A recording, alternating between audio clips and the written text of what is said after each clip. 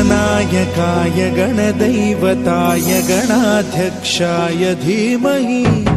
गुणशरीराय गुणमण्डिताय गुणेशानाय धीमहि गुणातीताय गुणाधीशाय गुणप्रविष्टाय धीमहि एकदन्ताय वक्रतुण्डाय गौरीतनयाय धीमहि गजेशानाय भालचन्द्राय श्रीगणेशाय धीमहि एकदन्ताय वक्रतुण्डाय गौरीतनयाय धीमहि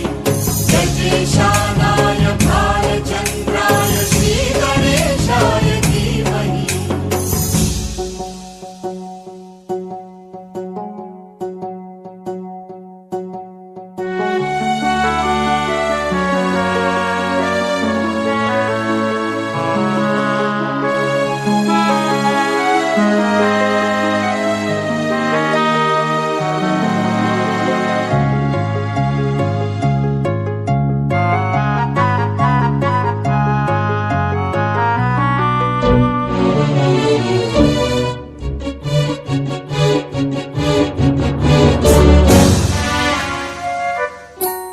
गानचतुराय गानप्राणाय गानान्तरात्मने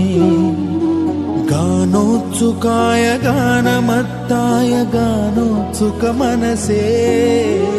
गुरुपूजिताय गुरुदैवताय गुरुकुलस्थायिने गुरुविक्रमाय गुह्यप्रवराय गुरवे गुणगुरवे गुरुदैत्यकलक्षेत्रे गुरुधर्म सदाराध्याय गुरुपुत्र परित्रात्रे गुरुपाखण्ड खण्डकाय गीतसाराय गीततत्त्वाय गीतगोत्राय धीमहि गूढगुल्फाय गन्धमत्ताय गोजयप्रदाय धीमहि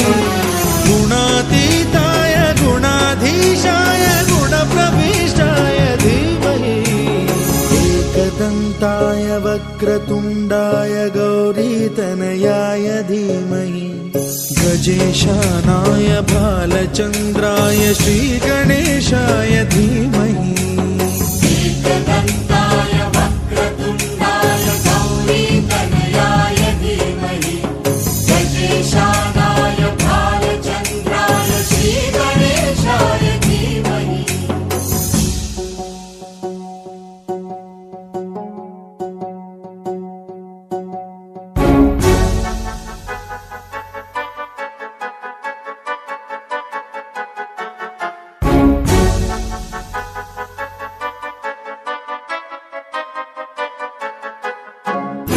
सर्वराजाय गन्धाय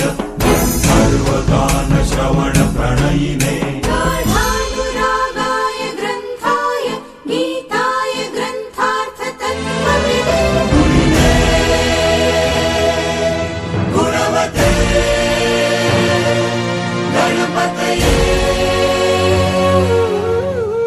ग्रन्थगीताय ग्रन्थगेयाय ग्रन्थान्तरात्मने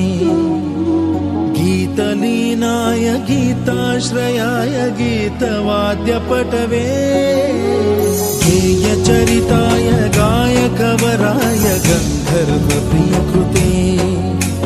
कायकाधीन विग्रहाय गङ्गाजलप्रणयवते गौरीस्तनन्दनाय गौरीहृदयनन्दनाय गौरभानुसुताय गौरी गणेश्वराय गौरीप्रणयाय गौरीप्रवणाय गौरभावाय धीमहि गोसहस्राय गोवर्धनाय गोपगोपाय धीमहि गुणातीताय गुणाधीशाय गुणप्रविष्टाय धीमहि एकदन्ताय वक्रतुण्डाय गौरीतनयाय धीमहि गजेशानाय भालचन्द्राय श्रीगणेशाय धीमहि